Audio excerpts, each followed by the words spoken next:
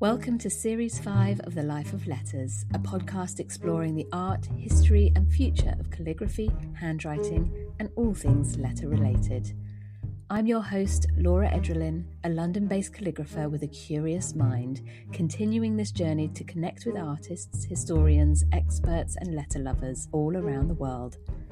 As the podcast grows, I'm so grateful that this season is once again kindly supported by Speedball Art, champions of craftsmanship and creativity, helping keep the life of letters thriving across generations. Today I'm talking to Toshi Omagari, a London-based typeface designer from Japan. After he finished his MA in typeface design at the University of Reading, he joined Monotype and revised the classics like Metro and Albertus. He is now independent and runs his own foundries, including one solely focused on monospaced typefaces. He is also the author of arcade game Typography. Welcome to the Life of Letters, Toshi. Thank you very much. Thank you for the invitation. Very welcome. Lovely to have you here. And there's a very specific project that I'd love to talk to you about. But firstly, before we dive in, can you give us a brief introduction to some of the terminology, just so I can understand it, but also any listeners who aren't familiar with the world of typography can kind of make sense as we go through this. So typography, typefaces, monotype and monospaced, I think I've already mentioned in your bio, but what are the basics that we sort of need to know about these?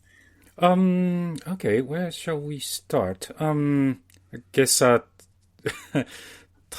typography and typeface design, I guess those are two different things, although they're sometimes the same in other languages. Anyway, typography is the art of using fonts or typefaces, and typeface design is art of making typefaces. And I said typography can be sometimes the same. That's in like a Portuguese or Spanish. When you say tipografía, that means actually lettering or typeface design. So that can be confusing. Okay. Yeah, but in English, typography doesn't include making letters. And got you. Yeah, what else? So Monotype is one of the largest companies or type foundries, as we say in the industry, that provide fonts to the world, to the users. And I used to work there, and I am now independent. Oh. And monospaced is it's a spacing system of Latin letters, where every letter is occupying the same width. So your lowercase I is the same width as your capital W. So the W can be quite condensed, whereas the I can look quite expanded. So that's okay. Monospaced. And typefaces, is that what you kind of call, is that the same as a font?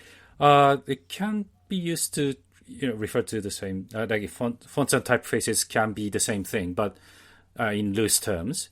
But the strict distinction is a typeface is an idea of letters, whereas a font is a physical manifestation of it. So when you say Times New Roman, in your brain, that's a typeface. But when you talk about Times New Roman on metal type, that's a font. If it's a digital font file, that's another font. And it used to be that, 12-point metal type Times New Roman was a font, and 10-point was a separate font. So, yeah, because each size had to be cast differently, because you couldn't scale metal type, of course. Okay. So nowadays, if you talk about Times New Roman regular and italic, you have two font files, but they are under the same typeface family. Okay. Yes, of course. So families of typefaces. Yeah. I'll probably be using the wrong term all the way through this. And the metal that you were talking about, do you mean literally before kind of digital typography and creating letters in that way? They would have created everything on metal plates? Yeah. So back in those days, you would buy a big casting machine from, say, Monotype or Linotype. Let's say you would buy a 12-point Times New Roman casting cartridge, which could only be used for 12 points. So if you wanted to use 10 points, you had to buy another, like 10 points. Well, it's called matrix case, which would cost like £2,000 to £3,000 in today's money. Wow. Okay. And when you're saying 10 point and 12 point, is that the size? Yeah, it's the like size. we Yeah. use when we select our letters. Okay. Yeah, you couldn't use a single matrix case to cast in different sizes. Of course, you could cast in different size bodies, but you couldn't scale the letters size. Got you. Yeah. Okay. Gosh, there might be a lot of questions coming through today. That's really helpful already. So let's just sort of zoom out a little bit. Where did your sort of love of typography come from? Where did this all sort of start for you? So I used to dislike my calligraphy classes in school. I was born in Japan, and Japan has a calligraphy calligraphy class with pencil and brush. I hated both of them. But my love for letters really started to happen in like English class. Like when I started learning English, that was in the secondary school. I had a textbook which was typesetting either Century or Helvetica. Neither of them looked quite handwritable, and I was quite puzzled by how do people actually write these letters? And that's when really my curiosity started. And whenever I had a test at school, I might finish earlier than have nothing to do until the time is up. I might actually go back to the top of a test sheet and make the letters look nicer. I mean, basically hand lettered all my answers, as good as possible. I'm good by whatever standard I had at the time. And so that was, my, first experience, like my unconscious, attention to lettering. I wish I had kept all these test sheets, but I don't have them. Yeah. Oh, that's amazing. Okay, so sort of secondary school, yeah. Yeah, and I started studying for art university. Art university entrance exam is quite hard in Japan. You need to learn a lot about drawing, painting, and I joined the art university thinking that I would become a advertising designer, going to ad agency, whatever. Like my father, who used to work at ad agency. And I was thinking, hey, it would be cool if I could, work together with my dad or something. But eventually I discovered that I'm not really like an advertising person. Like I found, like TV commercials, TV commercials, they, run for a very short period of time, maybe like a month or so, and your work is dead basically. And I wanted to make something that lasts for longer. Then I joined a typography class, and that's when I discovered the lettering property and typography as well. So I decided, this is my world, and I don't have to do colors or layouts, which I was bad at, and I could only focus on just black and white, just shapes and spaces. So simple and deep was my kind of thing. Oh, I love that. Simple and deep. And as you say, just stripping that back to the kind of the part that you really enjoyed, and obviously connecting those dots from, when you sort of first sparked that interest when you were younger, which is lovely to see the journey then come back round again. It's like you rediscovered your love for letters. So you've created some iconic types, and there's a particular project that you've worked on fairly recently, maybe not the most recent one, but I'm really keen to find out more about, and that's the City of London street names. Can you tell us a little bit about what the history is here with the street names? What was your brief? How did you sort of come to update the typeface? Right. I guess I should start with my monotype works. Well, I guess I forgot to mention, the things I've done after art uni in Tokyo. So I joined Monotype after graduating from the University of Reading. I did a typeface design master course there. And then I did a revival of a typeface called Albertus by Bertold Volpe. Albertus is a quite famous typeface that has become a sort of British icon, like Johnston Underground or, Times New Roman, whatever. But that was designed by a Jewish immigrant from Germany in 1930s, and has been quite popular, but wanted to digitize it again, because even though it was popular, the quality wasn't quite up to the modern standards. Like, let's say we only had 2 weights, and the drawings of the light version was quite wonky, and wanted to update everything.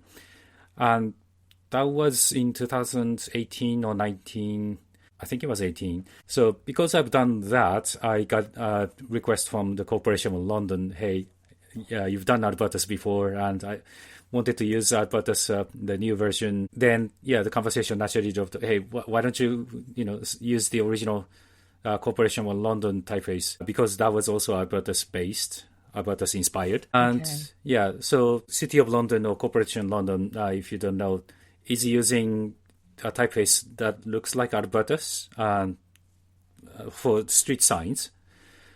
And they have been using this typeface since 1988, if I'm not mistaken. But there are lots of Albertus adjacent typefaces in use, like monotype Albertus as well, and some copycat typefaces of Albertus. Like several similar typefaces have been in use, and yeah, they wanted to unify. They wanted to just clean up this messy situation. So that's why they needed a single typeface that they would use henceforth. Yeah, that's how they came to me. I suggested that, hey, we should digitize this font and especially apply kerning, because those letters were, my understanding, they were still hand spaced, even though they were digital fonts that could be automated. So yeah, adding kerning was a big thing for them. So I did that. And kerning, just to jump in, is where you can adjust the space between each letter. Is that right?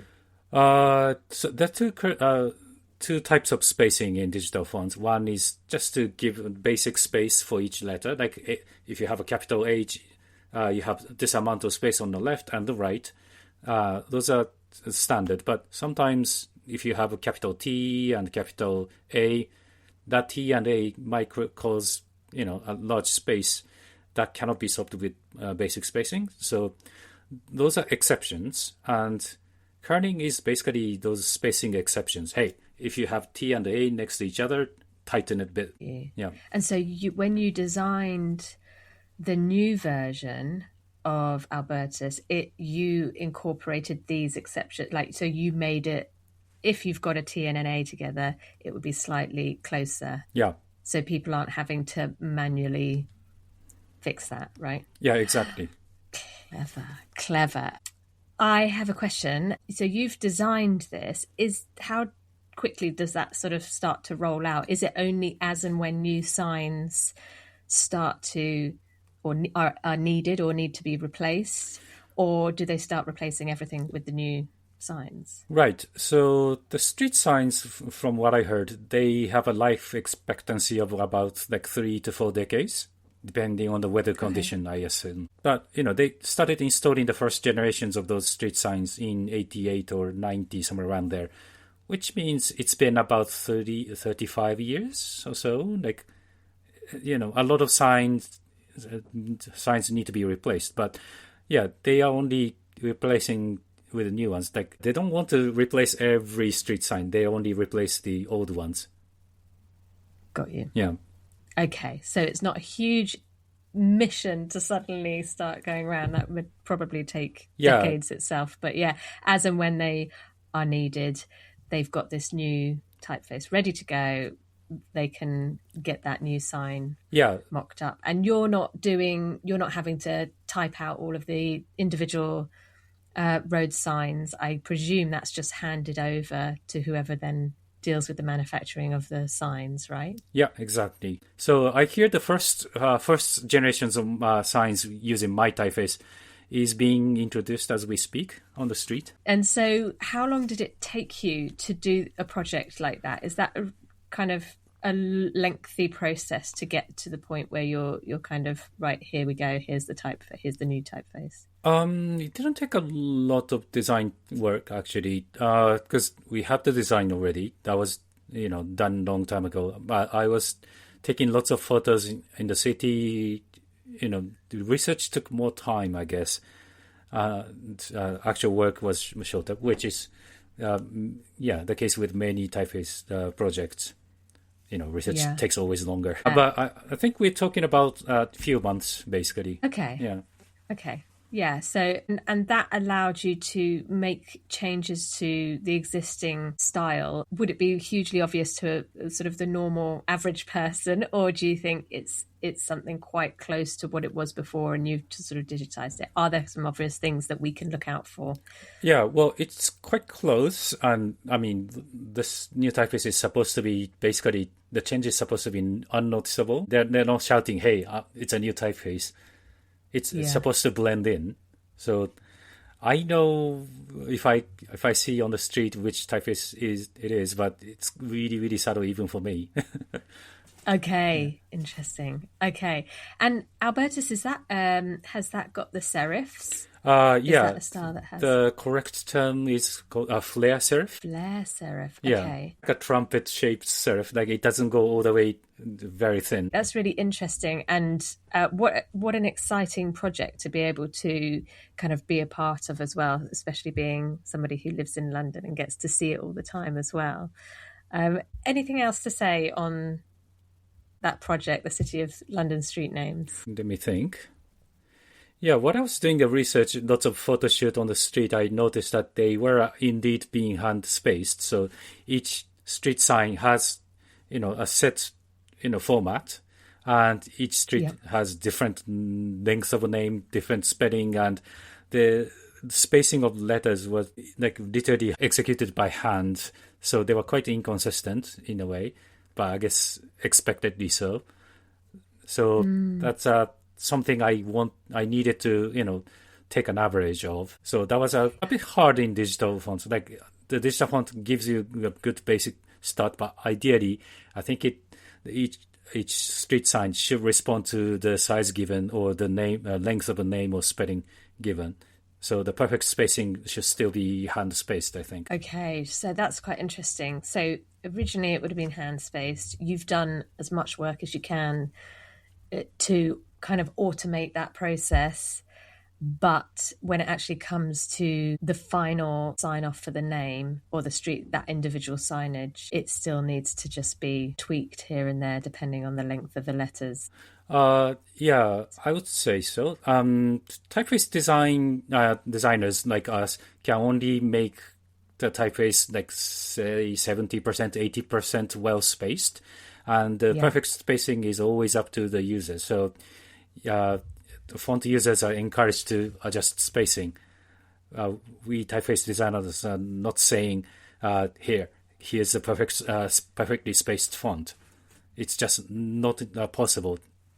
So, yeah. Yeah. We can all kind of take that design eye with us, right? And actually, if you're looking at something and it doesn't look quite right, if you've got the capabilities, or you may happen to have a designer on hand who can help you. But yeah, just adjusting that when it comes to something that is going to go out there into the world, I guess, is really important.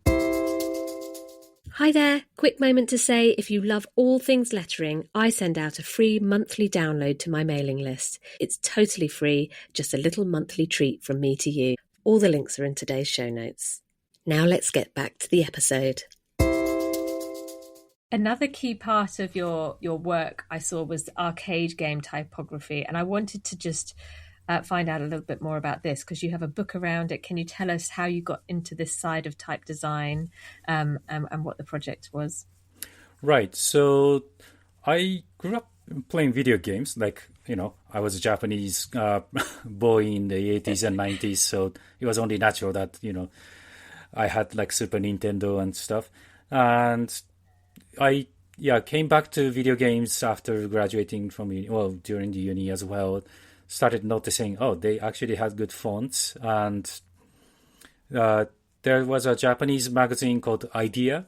Idea magazine had an issue of video game typography, and then I discovered, hey, this can be actually a good topic to be discussed in a more serious manner.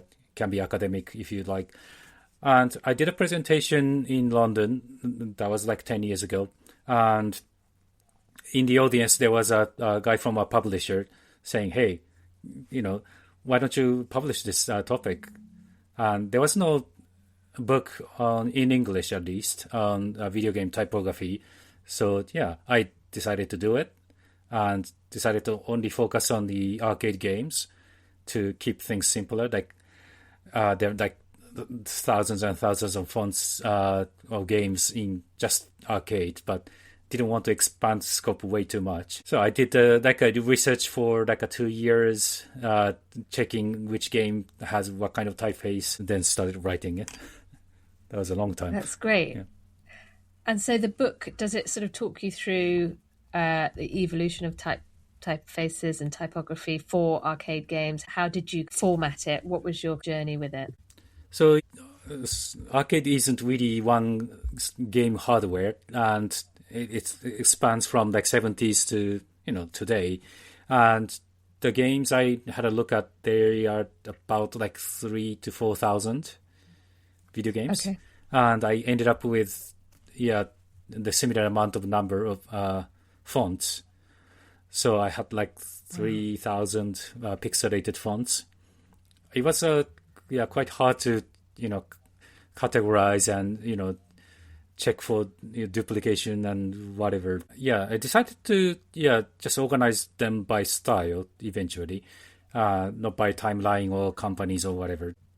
Then just showing fonts wouldn't be really informative, so I decided to put some short review for every single one of them. That choice of fonts was also dependent on whether the game company would actually allow me to use the fonts in the game.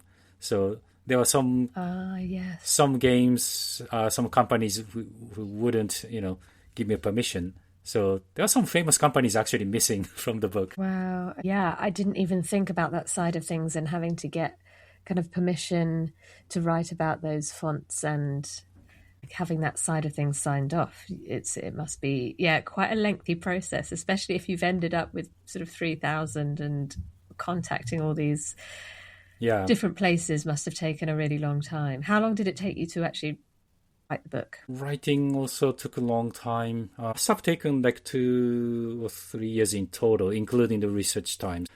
I'm not really a good writer, and I don't want to remember, something I was really bad at. So it was all a blur. Yeah, exactly. It's part of your past. At least I'm thankful that I didn't have a girlfriend or wife at the time. I'm married now, but I can't see myself, writing a book again. When I have a family member or. I can imagine it's pretty hard, when you've got everything else going on as well. Yeah.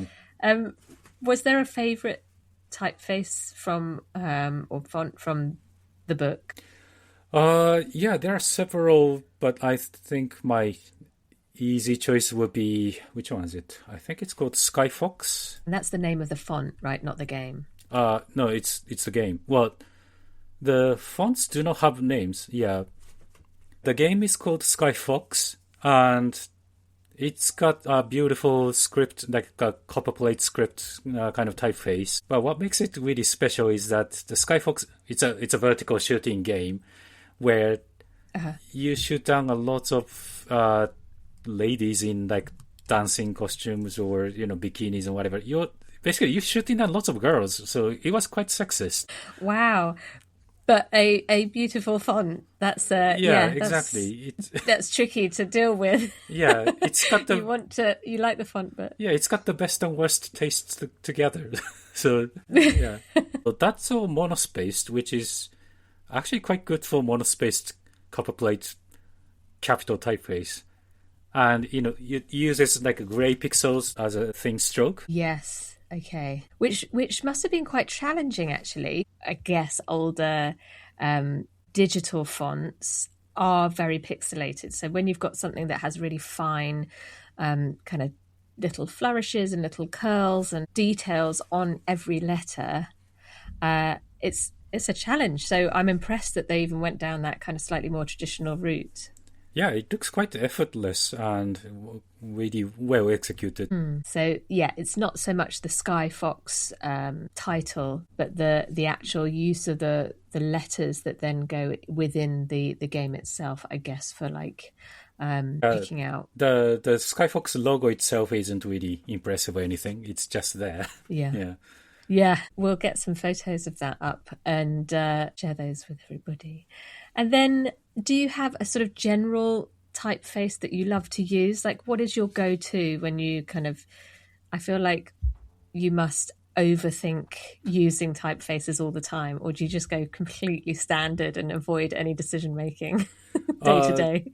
In my client work, like when I have to send like a proof or test documents, then or presentation of any kind, I use my own typeface, and because why would you buy? You have your own typeface? Yeah, why would you buy one if you can make one? Yeah, I have a typeface that I use for my presentation work. Well, I have lots of them, and I also use a monospace typeface for my programming, which is based on Comic Sans. Okay. Yeah, so I do a lot of programming, and I discovered that people love using Comic Sans even though it's not monospaced. I mean, monospace fonts are traditionally considered suitable for programming because every letter lines up, but Comic Sans is not monospaced, so I thought, hey, maybe if I made one, then that would be actually quite popular. And yeah, it's been quite popular. Comic Sans actually belonged to Microsoft. So there was no legal problem making my own, something that looks like Comic Sans. I'm not copying anything from Comic Sans. So that was all fine. I also checked with Microsoft and they said, oh, it's fine. Great. Yeah. That's brilliant. And so when you create new fonts, are they things that other people can then use? Can they buy them off you? Can people find any of yours like on, I don't know, everyday kind of email options? And I feel like there's so many fonts out there, but lots of different programs only have access to certain ones, right? Yeah. So in my case, I have my fonts available from a website called ilovetypography.com, and the monospaced Comic Sans has been one of my best sellers, which I'm not sure if I want to be proud of, But, I'm quite happy that people also, love using Comic Sans in programming. Because programming is quite an intimidating thing. Like you're looking at the computer code and it looks quite like a mechanical and cold. And, I wanted to bring some human element to it. Like programming is a writing. So, if I wanted to make it feel like you're writing something by hand. Yeah. And so people can find that font when they're doing computer programming themselves. They're not now looking at a kind of really early font that's a bit maybe outdated. They've got your option now. Yeah, you can just go by the comic code, it's called, from ilovetypography.com. Amazing. That's so cool. Is there one, or is it the comic code that you would say is your kind of absolute favorite? It's not my favorite, although that's one of the most used fonts, at least in my daily work. They all have different stories, so I can say. Oh, I love that. Yeah, so I do a lot of non-Latins, so-called, writing systems that are not Latin. They, they can be Arabic or Tibetan. Those are my thing, and Mongolian as well. Oh, wow. And yeah, I also did a typeface for Tengwar. Tengwar is for the Lord of the Rings, the script that's inscribed on the One Ring. That's Tengwar. The Tolkien's academic linguistic community is actually quite huge. And there are still people, academic people doing research and, writing papers using those writing systems. So they need a font. So I was commissioned by a professor. Hey, I want a digital font that actually, I can typeset those 10 words. So yeah, I did one as an open source project. Wow. Okay. So it's, as you say, it's not just the Latin alphabet that you're following. You're actually taking a lot of fonts and designing them in lots of different scripts and Arabic, Mongolian, Tibetan. Yeah, and incredible. Greek, Cyrillic, which are basically Latin adjacent. So those are like a semi-Latin script. But yeah, I do Tibetan, Mongolian, Arabic, lots of others. But yeah, weirdly not Japanese. Yeah, interesting. So have you had to learn the alphabets? You don't know all of these languages. I mean, I've assumed that, but can you design them without having to know what each letter is, or do you actually know the alphabets really well for all of these? Well, you have to study the letter forms, but you don't have to study speech. So those are two different things. Got you. Like my mother can speak Japanese, but she cannot design Japanese typeface. So those speech skill and design skills are not really connected or transferable. So, of course, if you can read, then you can do a better research, that's for sure. But as far as like designing letter forms and those kind of sensibilities go, visual language and speech language are two different things. We are supposed to be good at studying visual languages, so as designers, as lettering people. So, yeah, it's just a matter of studying that side of the language. Yeah. Amazing. Thank you so much. I always like to end the episode by asking maybe the most challenging question of all, I don't know. But what is your favourite letter of the alphabet and why? And I realise you've got a lot of alphabets up your sleeve, but I'll let you choose. Favorite letter? Oh, that's difficult. Well, I guess it's lowercase a. That might be a quite boring answer especially for a typeface designer. I don't know how many lowercase a's you get in your interview. No, I think you might be the first. Oh, okay. You can have it. Okay, well, the lowercase a is quite popular in typeface design for some reason, and there's a book that actually discusses like why we love sketching lowercase a's so much. So it's definitely a thing in our community, and well, I think it comes down to, when you draw like human figures, human faces, it's much easier to draw a human face that's facing left, because your right hand movement, can naturally follow the human face shape that's facing left. Faces facing right is harder. Can you see? That's so interesting. Can you see what I mean? Yeah. I'm visualizing it. Yeah.